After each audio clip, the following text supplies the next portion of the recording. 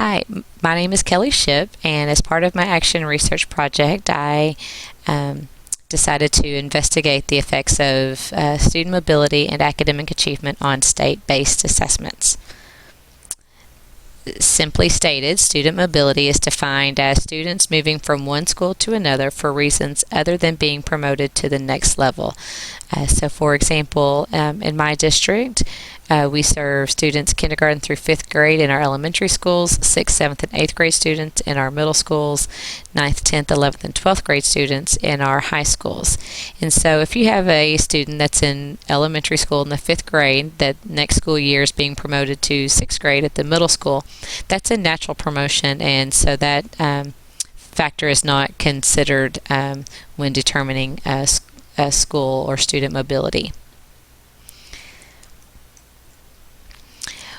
As I was beginning my research to, establish if this was indeed a concern or not, there were a couple of things that jumped out at me.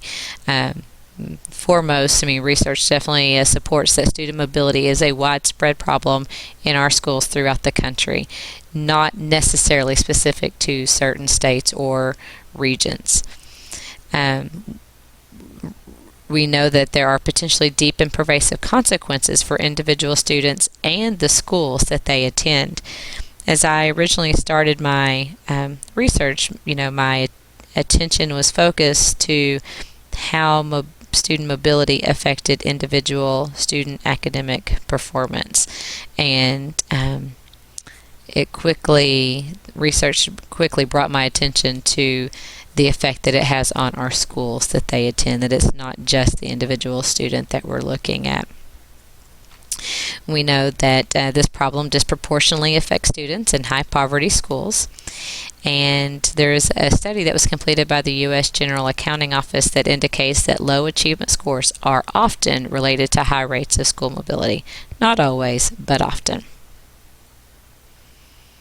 The first factor to consider in student mobility is looking at the residential mobility.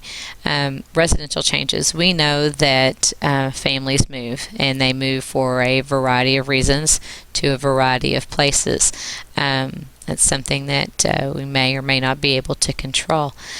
We also know that family problems affect student mobility, especially in cases where parents are going through a divorce and the student is living with the custodial parent, and the custodial parent moves to another city or state, or they may go live with another family member of some sort. So, problems in the home definitely carry over to potential problems in the schools.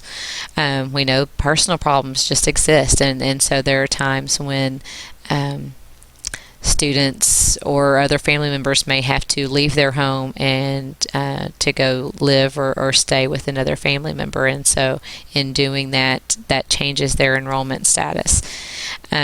The next two, job changes and welfare reform, those really kind of go together. We know that people will often live where they can make money and support their families, and so the economic factor definitely comes into play in where families live and where children go to school. This next factor was somewhat surprising to me, because I think there are a lot of schools that this affects, but the district that I teach in, we are a fast-growing district, and so we are frequently faced with campus overcrowding, and with that comes new schools and the redrawing of campus boundary lines. So they, reestablish attendance zones for the different campuses, and so students kind of get placed, they get shifted, they get enrolled at the new schools, and research is showing that that is a problem. A couple of years ago, I think we had students that were on our campus, and we had other new schools that were being built, and so there were some students that in 3 different years were on 3 different campuses. So, and I can't imagine that I'm in the only district that does that. We know that there are students that are in special programs, and so those placements may have that student referred to another campus. So, for example, again, in my district, we do not offer bilingual services or classes on all of our campuses. And so if there's a student that, that has that need, they may be enrolled on a different campus. We know that student behavior and academic concerns may result in a student being placed on a different campus, as well as students that are experiencing suspension, expulsion, or alternative placement. It seems, especially with the student enrollment is very fluid in those cases, and so that brings a student in and out of a school or multiple schools. Research also tells us that student mobility can harm students' nutrition and health, can increase the likelihood for grade retention, and lower academic achievement. Knowing, as a teacher from experience, as new students come into the classroom, you expect to watch for certain academic changes or social changes associated with being a new student in a new school. But honestly, until now, I never thought of that student being new, as a result of that student being new, that they were increasing their chances of grade retention. So that was a little startling, I guess, to me. We know that research tells us school mobility between the 1st and 8th grades increase the odds of dropping out during high school, even after considering achievement and other factors. So just that movement alone increases a student's odds of dropping out of school. Again, another surprising comment. And this just kind of seems natural now, but the campuses with high student mobility rates can disrupt the learning environment in the classroom as well as the school. Any classroom teacher knows that when you have a new student enrolled in your class, it definitely takes time to orient that student to new classroom policies and procedures, school policies and procedures, and it does take away time, instructional time that you're providing for those students already enrolled. And so it seems that the higher percentage of mobility on a campus, the higher degree of disruption would be present.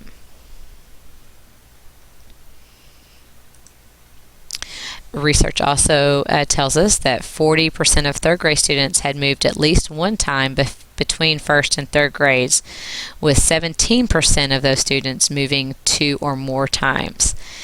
And that 43% of fourth graders coming from poorer families are more likely to have changed schools in the last 2 years, compared to 26% students from non-poor families. Knowing the hardships that some of the students bring with them to school, knowing that that's compounded by the frequency of them changing schools, it just adds to the load that those students are having to carry. Reading skills of highly mobile students often fall behind those of their peers, and it increases the likelihood of reading difficulties throughout their school career and their lives. And as a reading teacher, this is especially important to me because of the importance that that we're putting on literacy skills, because of how it affects them now and years from now.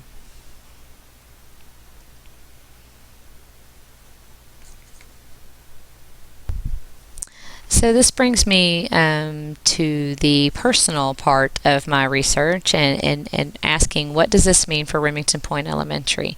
So I used 122 fifth grade students. I used their assessment scores from the Texas Assessment of Knowledge and Skills test, the TAKS test, for reading and math. and I looked at their enrollment records for grades 3 through 5 in the assessment years for school years 2007, 2008, 2008, 2009, and 2009, 2010.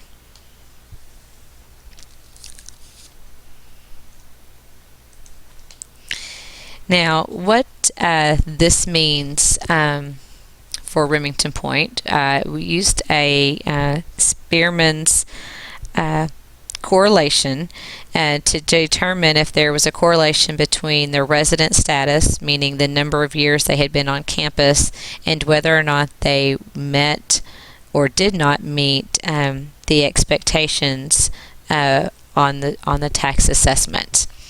And so if we're looking at their resident status and compare it with their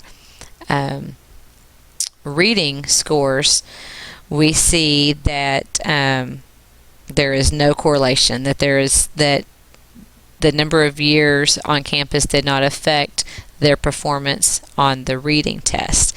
And the same is true for their resident status and their math scores. Again, there is no relationship. There's no correlation between the number of years on campus and their performance of whether or not they passed, they met, or did not meet the expectations. So for Remington Point, this is good news for the Panthers, that no correlation or no relationship exists between student performance on tax in reading and math and the mobility rates for fifth graders in the years in assessment year 2009 to 2010.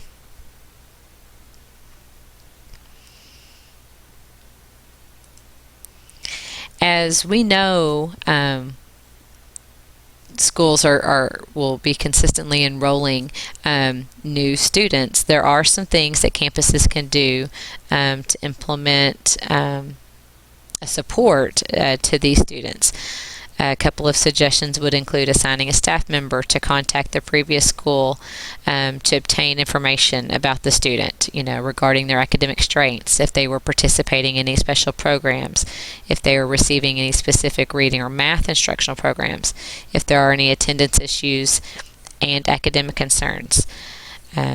The school could also administer a universal screening to obtain just a quick indication of the student's instructional needs, just to quickly evaluate basic skills if they are present or not present.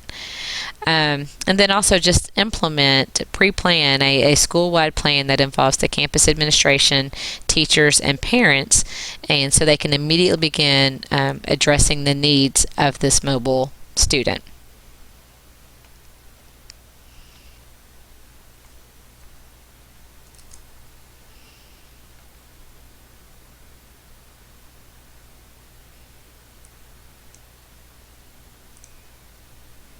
Okay, so in conclusion, we have some rates to look at.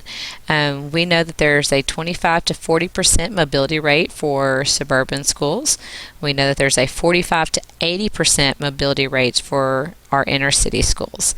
I think what is most important is the fact that we need to focus on identifying factors that we can control regarding the student success and the schools. We, again, know students are going to move, so what can we do to maximize